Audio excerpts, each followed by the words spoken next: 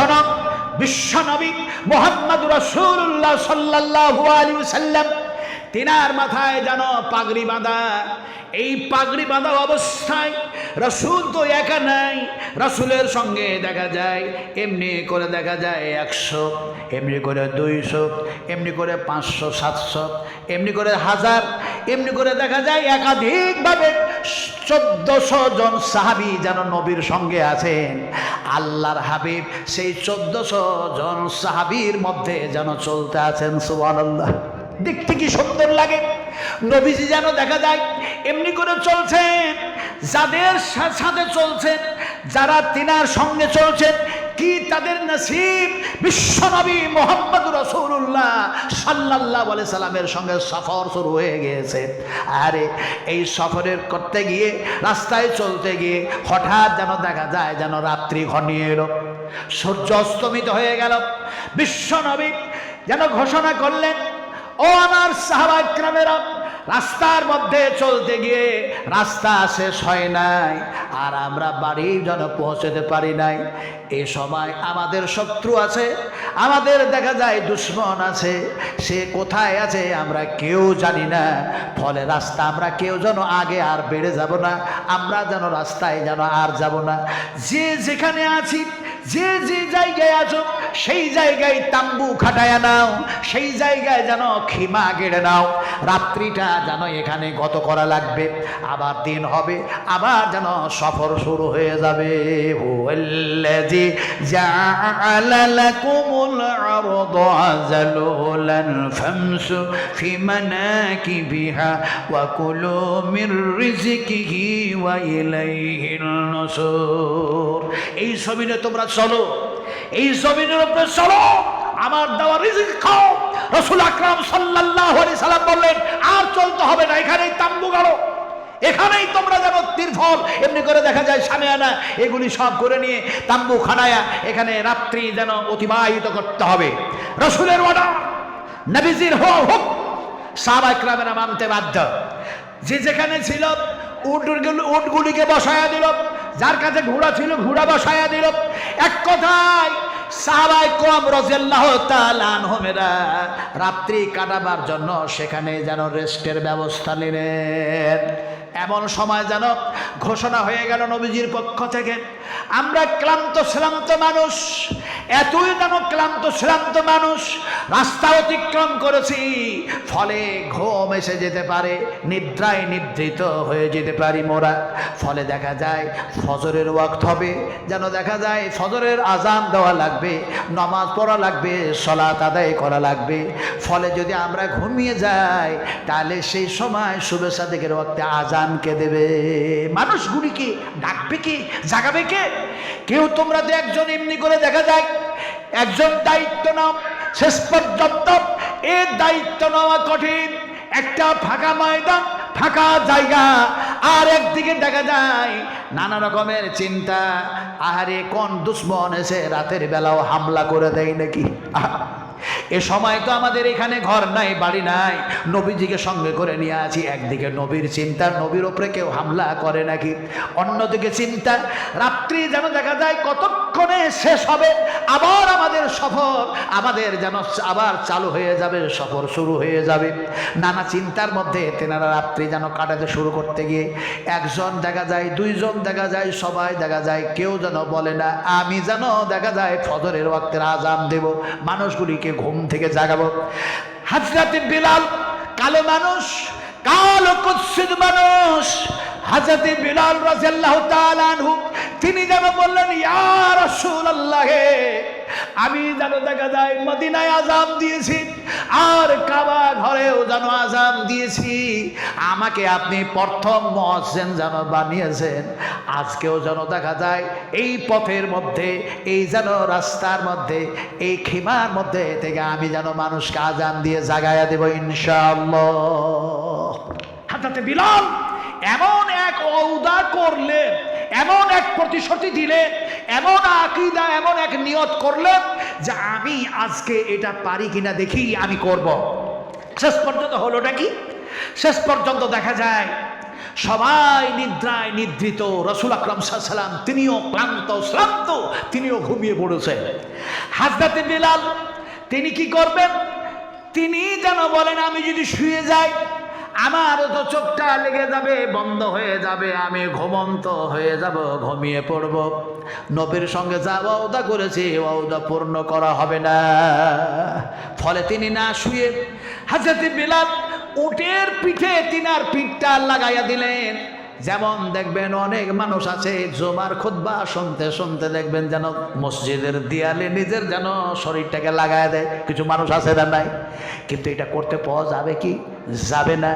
আমি তো অত মশলা দিতে যাব না। কথা বুঝেন কি রে? মশলা দিয়ে কি হবে, ফতুয়া দিয়ে কি হবে? একটা লোক বাজারে গেছে, ওরা দুইজন বাজারে গেছে, বহরমপুর ধরলে বাজার, বহরমপুরে গেছে। তো একজন ছুটতে ছুটতে ছুটতে ছুটতে চলে আসছে। হাঁটার মানুষেরা বলছে এত ছুটতে ছুটতে আসছিস কেন? কি হলো বল দেখি, কেন ছুটতে ছুটতে আসছিস? বলে বলো না, আমি আর আমার মামা ছিলাম বাজারে, আমি আর আমার মামা ছিলাম বাজারে। তো বাজারে দেখি জুতা চটি যা মন তাই দিয়ে আমার মামাকে এত মারছে। আল্লাহ কি জানি ভালো যে আমাকে আল্লাহ বাঁচিয়ে নিল, আমি তাই ছুটতে ছুটতে পালাই আসলাম। চিন্তা করুন কত বড় গর্ধব মুসলমান। হায় হায় হায়, ওর মামাকে জুতো দিয়ে পিটাচ্ছে আর ও বলছে আল্লাহ আমাকে বাঁচিয়ে নিয়েছে, ভালোই হয়েছে। মানে মামা মার খাক, আমি তো মার খাই নাই। তার মানে সারা বিশ্ব জুড়ে আজকে মুসলমানদের উপরে মার চলছে, মার চলছে। আর আমরা মুসলিম আজকে আমরা ঘুমন্ত নয়, আমরা জাগ্রত হওয়ার পরেও আমরা ঘুমানোর যেন নাটক করে আজকে দেখা যায় সেই ব্যাপারে আন্দোলন করি না, সেই ব্যাপারে সংগ্রাম করি না, সেই ব্যাপারে আজকে আমরা বিপ্লব করি না, আজকে আমরা প্রতিবাদ করি না। এর জন্য তোমার মামা মার খায়, তোমার বাবা মার খায়, তুমি যে মার খাবে না এর কোনো গ্যারান্টি নাই, তুমিও মার খাবে। এর জন্য তোমাকে আগে থেকে সজাগ হতে হবে। শক্তি সেন্দু মাঝে হইয়া হয়, শক্তি পেল নাচে, জেনে রাখো মরিবার বহুদিন পূর্বে মরিয়া গিয়েছে সে। কবি বলেছে সে কথায়। ফলে আমাদেরকে জাগতে হবে, জাগতে হবে। আজ দিনের শত্রুরা ইসলামকে নিয়ে নানা কিছু কথা বলতেছে। তাসলিমা নাসরিনকে আনা হবে কলকাতায়, আর বিশ্বনবীর বিরুদ্ধে আবারও বই লিখবে। আপনারা কবুল করবেন তাসলিমা নাসরিনকে? এই তাসলিমা নাসরিনকে আবার কলকাতায় আনবে, আর সে যেন যেমন বিশ্বনবী মুহাম্মদ সাল্লাল্লাহু আলাইহি সাল্লামের বিরুদ্ধে, উম্মাহাতুল মুমিনিন মা আয়েশার বিরুদ্ধে যে সমস্ত কুটু কথাগুলি বলেছিল আর যেগুলি লেখালেখি করেছিল, তার জন্য তাসলিমা নাসরিন বাংলাদেশ থেকে লাঞ্ছিত, ঘৃণিত, পদতলিত হয়ে তাকে বিতাড়িত করা হয়েছে। ভারতে এসে কলকাতায় জায়গা দিয়েছিল, আশ্রয় নিয়েছিল।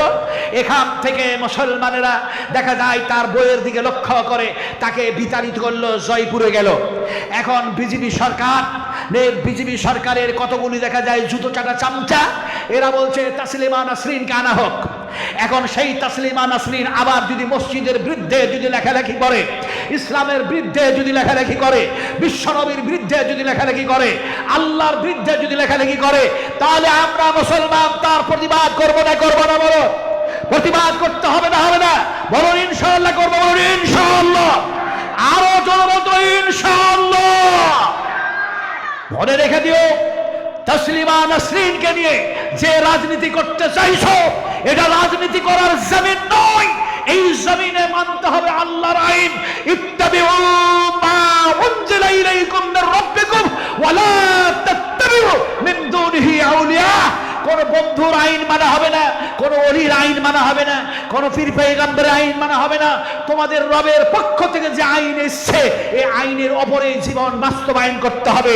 ফলে তোমরা তাসলিমা নাসরিনকে আনবে না কি করবে তা জানি না, তবে যারা কোরআনের বিরুদ্ধে, ইসলামের বিরুদ্ধে, রাসূলের বিরুদ্ধে, তাওহীদের বিরুদ্ধে, ইসলামের বিরুদ্ধে কথা বলবে, আমরা মুসলমানরাও চুপ থাকবো না, তার প্রতিবাদ করব ইনশাআল্লাহ। আরো বলবো ইনশাআল্লাহ। আমার ভাইরা, আমার মায়েরা, আমার বোনেরা, আমি আসলে আপনাদেরকে সজাগ করতেছি যে ইসলামকে নিয়ে, কোরআনকে নিয়ে নানা রকম ভাবে দেখা যায় আজ যেন ছক তৈরি করে ইসলামের শত্রুরা এগুলিকে মিটাবার চেষ্টা করছে। কিন্তু আল্লাহ যতদিন চাইবেন এগুলি কখনো মিটবে না, আল্লাহ তার হেফাজত করবেন। জোরে বলুন ইনশাআল্লাহ। কথাটা বলতেছিলাম কি? কথা বলতেছিলাম বিশ্বনবী মুহাম্মদুর রাসূলুল্লাহ সাল্লাল্লাহু আলাইহি ওয়াসাল্লাম ঘুমিয়ে পড়েছেন, সাহাবায়ে কেরামেরা সব ঘুমিয়ে গিয়েছেন। এমন সময় হযরত বিলালের পিঠটা উটের পিঠে যে লাগানো ছিল, যেন হযরতে বেলাল তিনিও যেন ঘুমিয়ে পড়েছেন। মোটেও যেন ঘুম ভাঙে নাই। শুভে সাদেকের ওয়াক্ত হয়েছে, তারপরে দেখা যায় আবার ফর্সা হয়ে গেছে, এমনি করে ইশরাকের ওয়াক্ত হয়েছে, চাস্তের ওয়াক্ত হয়ে গেছে, কাউরে ঘুম ভাঙে নাই। সূর্য যেন উদয় হয়ে গেছে, সূর্যের কিরণ দেখা যায় হযরত আবু বকর সিদ্দিকের পিঠে পড়েছে। হযরত আবু বকর তিনি যেই সূর্যের উত্তপ্তে গরম ভাব পেয়ে তিনি যেন উঠলেন আর বললেন আল্লাহু আকবার, আস্তাগফিরুল্লাহ আস্তাগফিরুল্লাহ আস্তাগফিরুল্লাহ আল্লাযী, নানা কিছু তিনি বলতে থাকলেন আর বললেন আমাদের ফজরের নামাজ, আমরা শুধু রোজার মাসে রোজা করি, রোজার মাসে ফজরের নামাজ পড়ার জন্য যাই। হযরত আবু বকর কি বলছেন দেখুন, আমাদের নামাজ, আমাদের নামাজ, হায় হায় নামাজ কোথায় চলে গেল? সূর্য উদয় হয়ে গেছে। তিরমিজি শরীফের মধ্যে হাদিস এসেছে, আল্লাহর কসমকে বলে শুনুন ভালো করে, যদি সেই সাহাবায়ে কেরামদের কাউরি নামাজ যদি কাজা হয়ে যেত, একটি বাচ্চা ছেলে কাউরি মারা গেলে, কাউরি আত্মীয় স্বজন মারা গেলে সে যেমন কান্না করে, তেমনি করে নামাজ কাজা হয়ে গেলে সাহাবায়ে কেরামেরা কান্না করত। আহা, আর আমরা রমজান মাসে রোজা রেখেই মনে মনে করি আমরা অনেক নেকি সঞ্চয় করেছি, অনেক ইবাদত বন্দি করে নিয়েছি, তারপরে 11 মাস পড়লাম তো কি আর না পড়লাম তো কি, আল্লাহর আইন মানলাম তো কি না মানলাম তো কি, লাপরওয়া আর বেপরওয়া হয়ে আমরা জীবন চালাতে চাই। সাহাবায়ে কেরামেরা কান্না করতেন। হযরত আবু বকর বলছেন ফজরের নামাজ কোথায়, ফজরের নামাজ কোথায়? এই কথা বলতে বলতে সূর্যের কিরণ দেখা যায় এমনি করে লেগে গেল, যেন দেখা যায় ওমরের পিঠে। ওমরও তাই করতে লাগলেন, ইস্তেগফার বললেন আর বললেন ফজরের নামাজ। এমন সময় এই করতে করতে করতে করতে হযরত আলী কাররামুল্লাহ ওয়াজহু এমন সময় তেনারা বললেন 1400 জন সাহাবা کرامদেরকে জাগাতে গিয়ে দেখা যায় অনেক সময় লেগে যাবে। আর বিশ্ব নবীকে যদি এ সময় যেন জাগানো হয় তাহলে পরে জানি না নবীকে জাগানোটা ঠিক হবে কিনা। ফলে এই যদি নামাজ কাজা হয়ে গিয়েছে, ফজরের নামাজ ছুটে গিয়েছে, সূর্য উদয় হয়ে গিয়েছে, ঘুমন্ত অবস্থাতেও হয়তো নবীর উপরে কোনো ওহী হতে পারে, ওহী নাযিল হতে পারে। ফলে যেন রাসূল আকরাম সাল্লাল্লাহু আলাইহি ওয়াসাল্লামকে বিরক্ত না করে একটা কাজ করো, আমরা যেন দেখা যায় তাকবীর লাগাই। এমন সময় দেখা যায় ওনারা একজন বললেন লিল্লাহি তাকবীর আর অন্যরা বললেন আল্লাহু আকবার। এত জোরে বললেন 1400 জন সাহাবীর ঘুম ভেঙে গেল। বিশ্বনবী মুহাম্মদুর রাসূলুল্লাহ সাল্লাল্লাহু আলাইহি ওয়াসাল্লাম জাগ্রত হলেন আর বললেন আবু বকর আমার কেন উঠাও নাই? এই আবু বকর তোমার ঘুম ভাঙলো, আমার কেন জাগালে না? এই বেলাল তুমি কি ঘুমিয়ে গেছিলে? হযরত বেলাল ক্রন্দন করে বলে ইয়া রাসূলুল্লাহ, আজকে সবাই যেমন ঘুমিয়ে পড়েছে তেমনি করে আমিও ঘুমিয়ে পড়েছিলাম, তবে আমি শুয়ে যাই নাই, বসে বসে যেন আমার এত ঘুম এসেছে, আমি আর জাগতেই পারি নাই, কাউকে জাগাতেও পারি নাই। কান্না করছেন। নবীজি বললেন শোনো তোমরা কেন জাগাও নাই? আবু বকর বললেন ইয়া রাসূলুল্লাহ, ঘুমের ঘোরে হয়তো এই ব্যাপারে কোনো ওহী নাজিল হচ্ছে যার জন্য আপনাকে জাগাই নাই। নবীজি বললেন কোনো ওহী নাজিল হয় নাই, এ সময় যেন এই ব্যাপারে কোনো যেন আয়াত আসে নাই, জিবরিল আমার কাছে আসে নাই, আল্লাহ সুবহানাহু ওয়া তাআলা যেন পাঠান নাই। ফলে আমাদেরকে শয়তান গ্রাস করেছে, শয়তান যেন বিভ্রান্ত করেছে, শয়তান যেন আমাদেরকে যেন পাকড়াও করেছে। ফলে জায়গা চেঞ্জ করো, জায়গা চেঞ্জ করো, জায়গা পরিবর্তন করো। এমন সময় জায়গা পরিবর্তন করা হলো। তারপরে দেখা যায় এমন সময় বলা হলো আসো ফজরের যেন নামাজ আদায় করে নি। এবার দেখা যায় জামাত সহকারে যেন নামাজ আদায় করার জন্য বিশ্ব নবী যেন ইমাম হলেন, সাহাবা کرامেরা দেখা যায় যেন লাইনে কাতারে দাঁড়ায় গেলেন। আপনাদের 5 জন 6 জন 4 জন মানুষ কলকাতা থেকে আসছেন, ফজরের নামাজ পড়া হয় নাই, গ্রামে ঢুকলেন অথবা বহরমপুরে নামলেন, মসজিদে যাবেন, ওই 5 জন 6 জন কি করবেন? জামাত করে নামাজ পড়বেন না পড়বেন না? জামাত করে নামাজ পড়বেন, বলেন ইনশাআল্লাহ। কথা বুঝতে পেরেছেন না পারেন নাই? আমি বলছি কোনো মসলার দিকে যাব না, তারপরে যেন সেই কথা যেন চলে আসে। কথাটা বললাম নামাজ পড়বেন, ও সূর্য উদয় হয়ে গেছে, তারপরেও নামাজ নামাজ নামাজ নামাজ, মাপ নাই মাপ নাই মাপ নাই মাপ নাই। নামাজ পড়া লাগবেই, কারণ নামাজের ব্যাপারেই সর্বপ্রথম কিয়ামতের মাঠে আল্লাহ পাক যেন প্রশ্ন করবেন, আনিল মুজরিমিনা মা সালাকাকুম ফি সাকার ক্বালু লাম নাকু মিনাল মুসাল্লিন, তোমরা কি কারণে জাহান্নামের মধ্যে এসছো? ওরা বলবে আমরা মুসল্লি ছিলাম না, আমরা নামাজি ছিলাম না। আমি সেদিকে যাচ্ছি না। এখন রাসূল আকরাম সাল্লাল্লাহু আলাইহি ওয়াসাল্লাম হলেন ইমাম। কে ইমাম হলেন? কে? বিশ্ব নবীজি ইমাম হলেন। 1400 জন সাহাবী কাতারে পিছনে দাঁড়ায় গেছেন।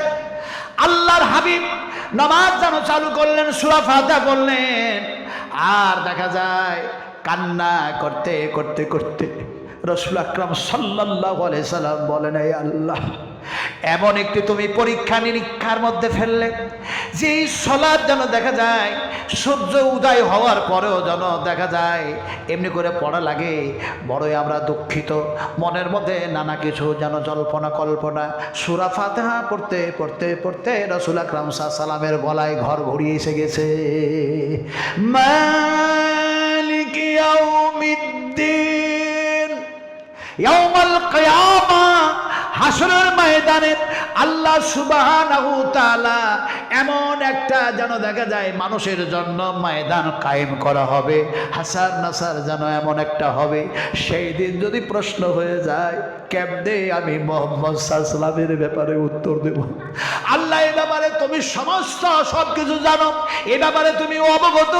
আয় আল্লাহ, তারপরেও তোমার গোলামি করে তোমার এই জমিন আমাদের জন্য প্রশস্ত করে দিয়েছো, ফলে তোমার গোলামি করার জন্য তোমার সামনে দাঁড়িয়ে গিয়েছি। ভুলটা হয়েছে তুমি মাফ করে দাও, ইচ্ছাকৃত নয় অনিচ্ছাকৃতর উপরে হয়েছে। এখন দেখা যায় বিশ্বনবী নামাজ পড়া শেষ করলেন, দেখা যায় একজন সাহাবী যেন দাঁড়ায় আছে। রাসূল বললেন, তুমি নামাজ পড়লে না? ওই যে রোজা শেষ হয়ে গেল, অন্যরা নামাজ পড়ার জন্য মসজিদে যাচ্ছে, অন্যজন দেখা যায় দাঁড়িয়ে দাঁড়িয়ে গল্প করছে। মুসল্লি বাইর হলো, ভাই কি রমজান মাসে নামাজ পড়ছিল? কই নামাজ পড়তে গেলে না? বলে সময় কোথায়, কথা বুঝলেন কিনে। এখন সাহাবী দাঁড়ায় আছেন, একজন সাহাবী। রাসূল বললেন, নামাজ পড়লেন না কেন?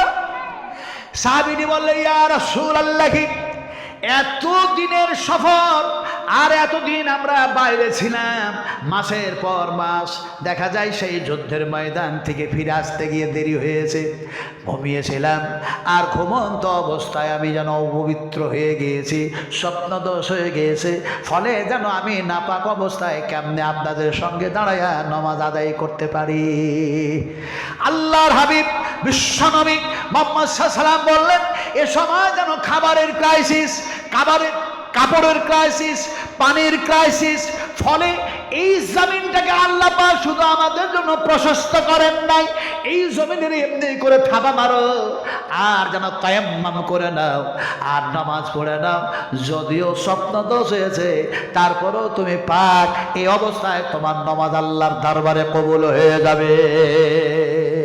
দেখুন কি অবস্থা, কি অবস্থা আমার ভাইরা। সে সময় ছিল খাবারের ক্রাইসিস, কাপড়ের ক্রাইসিস, সব কিছুর ক্রাইসিস ছিল।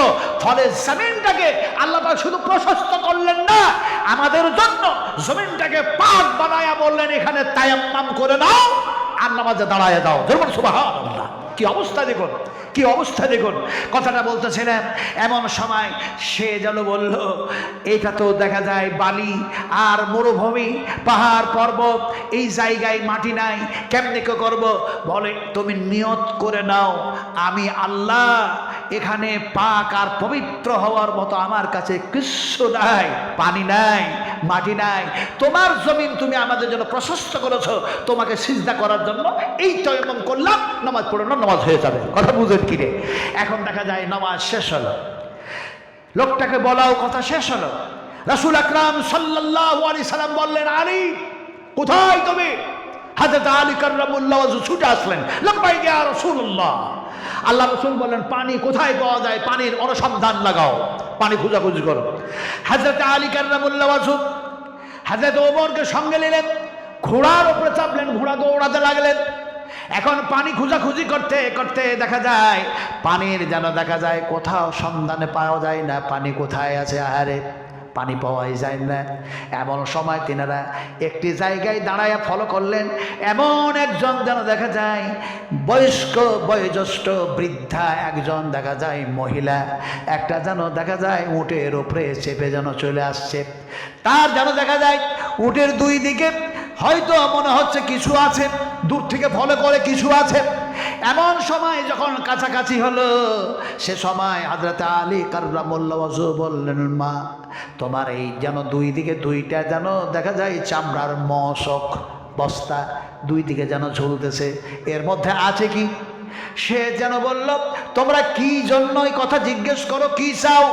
বলে, তোমার এই মশকের মধ্যে আছে কি আগে বলো না। এমন সময় বলল, পানি আছে। বলে, এই পানির আমাদের খুব যেন প্রয়োজন পড়ে গিয়েছে। এই পানির যেন দেখা যায় মশকটা নিয়ে আর তোমার যেন এই সওয়ারিটা নিয়ে ওই কাফেলা দেখো, ওই কাফেলা দেখো, ওই কাফেলা দেখো, ওই কাফেলায় এমনি করে 1400 জন সাহাবী বসে আছে। আর তিনাদের মধ্যে এমন একজন দেখা যায় পাগড়িওয়ালা, মাথায় পাগড়ি যেন পরানো, এমন একজন সাইয়্যিদুল মুরসালিন, এমন একজন রাহমাতুল্লাহ আলামিন বসে আছেন। তিনার কাছে যদি তোমার এই পানি আর এই জায়গাটা আর সওয়ারিটা যদি নিয়ে যেতে, তাহলে খুব ভালো হতো, আমাদের উপকার হতো। এমন সময় যেন মেয়েটা বলে ফেলল, ওই যে পাগড়িওয়ালা, যে দেখা যায় পাগড়ি বেঁধে বসে আছে, যাকে তোমরা রাহমাতুল্লাহ আলামিন বলো, সে তো দেখা যায় ওই মোহাম্মদ নাকি? জোরে বলুন নাউজুবিল্লাহ। আরে এমন সময় দেখা যায় সে বলল, ওই পাগলটা নাকি, ওই দেওয়ানাটা নাকি, ওই মজনুনটা নাকি, নানা কিছু ভর্সনা করলো। আর সে মহিলা বলল, ওই পাগলের কাছে, দেওয়ানার কাছে, মজনুনের কাছে আমি যাব না। আরে যে নবী মুহাম্মদ রাসূলুল্লাহ সাল্লাল্লাহু আলাইহি ওয়াসাল্লাম বিশ্ব মানবের কল্যাণের জন্য আল্লাহ পাক দয়া করে, অনুগ্রহ করে, কৃপা করে মানুষের কাছে পাঠালেন, সেই মানুষটার ব্যাপারে, সেই নবীর ব্যাপারে সে এমন একটা যেন কুৎসিত কথা বলল। হযরত ওমর বরদাস্ত করলেন না, হযরত আলী কাররামাল্লাহু ওয়াজহু বরদাস্ত করলেন না। ওমর বললেন, শোনো মহিলা, তুমি যদি তোমার এই পানি নিয়ে আর সওয়ারি নিয়ে সেই জায়গায় না যাও, তাহলে তোমার উটের লাগাম ধরে টেনে আমি সেখানে নিয়ে যাব, যে পৌঁছায় দেব। মহিলা তারপরেও যেতে রাজি নয়। হযরত আলী কাররামাল্লাহু ওয়াজহু ধরলেন লাগাম, আর টানতে টানতে টানতে টানতে বিশ্বনবী মুহাম্মদ রাসূলুল্লাহ সাল্লাল্লাহু আলাইহি সাল্লামের কাফেলায় পৌঁছায় দিলেন। আল্লাহ রাসূল বলেন, ওমর, তোমার ভাষা, তোমার ভাষা, তোমার জ্ঞান, তোমার গরিমা আল্লাহ পাক যা দিয়েছেন, তাহলে পরে তুমি এই উটটাকে বসাও তুমি তোমার ভাষা দিয়ে। হযরত ওমর এমন এক ভাষা প্রয়োগ করলেন, উটের কানে কানে বললেন, সঙ্গে সঙ্গে উটটি যেন বসে গেল। আরে আমরা কথা যদি বলি, আমাদের কথাই মানুষ বসে না, কথা বুঝেন কিনে? বলে ঘুম এসছে, কোরআন কত শুনবো, হাদিস কত শুনবো, কথা বুঝেন কিনে? বসে না। একটা আবলা প্রাণী, একটা জানোয়ার, সোফে একটা জানোয়ার, আবলা প্রাণী, মানুষের মতো, যাকে আল্লাহ পাক জ্ঞান দেন নাই, সে ওমরের কথা শুনে বসে পড়ল। আল্লাহর হাবিব বিশ্বনবী মুহাম্মদ রাসূলুল্লাহ সাল্লাল্লাহু আলাইহি ওয়াসাল্লাম মহিলাকে বললেন, ও মা, তুমি একটু উটের উপর থেকে নেমে এখানে বসো, একটু অপেক্ষা করো। এমন সময় দেখা যায় ওই যেন পানির মশকের একটা ছোট্ট মতো জায়গা যেন খোলা হলো। আর বিশ্বনবী মুহাম্মদ সাল্লাল্লাহু আলাইহি ওয়াসাল্লাম ওই পানির মধ্যে, ওই মশকের মধ্যে তিনার ডান হাতটাকে যেন ভরে দিলেন। ডান হাত ভরে দিয়ে রাসূল আকরাম সাল্লাল্লাহু আলাইহি ওয়াসাল্লাম একচল্লি পানি বাইর করলেন। আর সেই পানিটা রাসূল আকরাম সাল্লাল্লাহু আলাইহি ওয়াসাল্লাম নিজের মুখের মধ্যে ভরলেন। পানিটাকে এ গাল আর ওই গাল করে দিয়ে রাসূল আকরাম সাল্লাল্লাহু আলাইহি ওয়াসাল্লাম তার এঁঠো পানি, তার জুঠো পানিটা দেখা যায় ওই মশকের মধ্যে ফুঁক দিয়ে যেন ভরে দিলেন।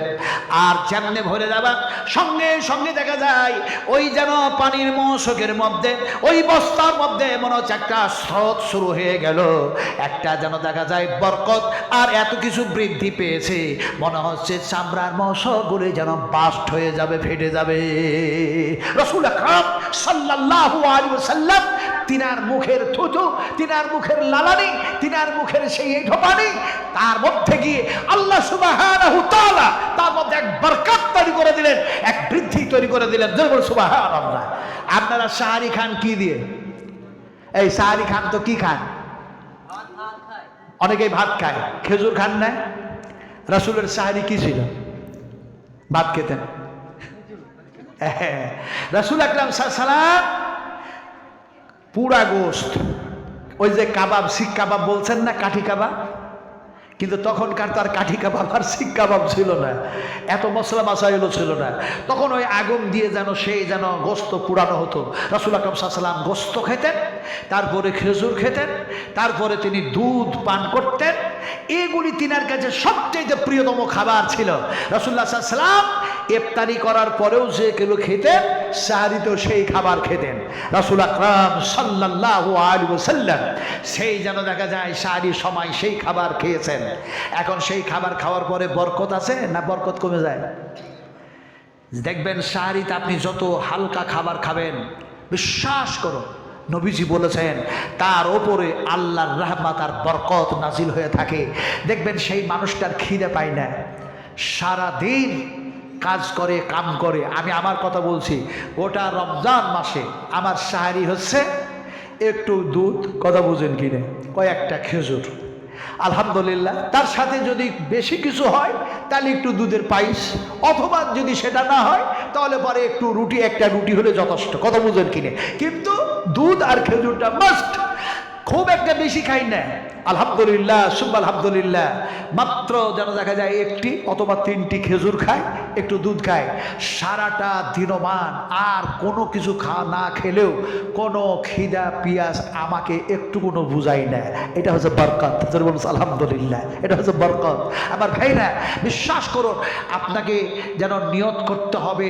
এই নিয়তের ব্যাপারে এত কিছু মশলা ছুড়াছুড়ি করা হয়েছে, এত কিছু বলা বলি হয়েছে যে আপনি কল্পনা করতে পারবেন না। সূর্য ডুবার পরে করতে হবে না, তারাবির আগে করতে হবে না, মধ্যম রাত্রে করতে হবে না, শুভে সাদেকের আগে করলে হবে, ফরজ রোজাতে কি করতে হবে, নফল নামাজে না করলে কি হবে, নানা কিছু ইমামেরা এগুলি নিয়ে যেন তর্ক বিতর্ক ইখতিলাফ মতভেদ যেন তৈরি করেছেন। কিন্তু আমরা সেই মতভেদে পড়তে চাই না, সেগুলি করতে চাই না। শুধু আমাদের আকীদা আর আমাদের নিয়তটাকে সহি করে দিতে হবে।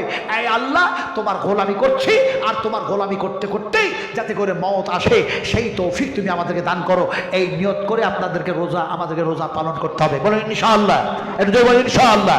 কথাটা বলতেছিলাম আপনাদেরকে কি, এখন দেখা যায় বিশ্ব নবী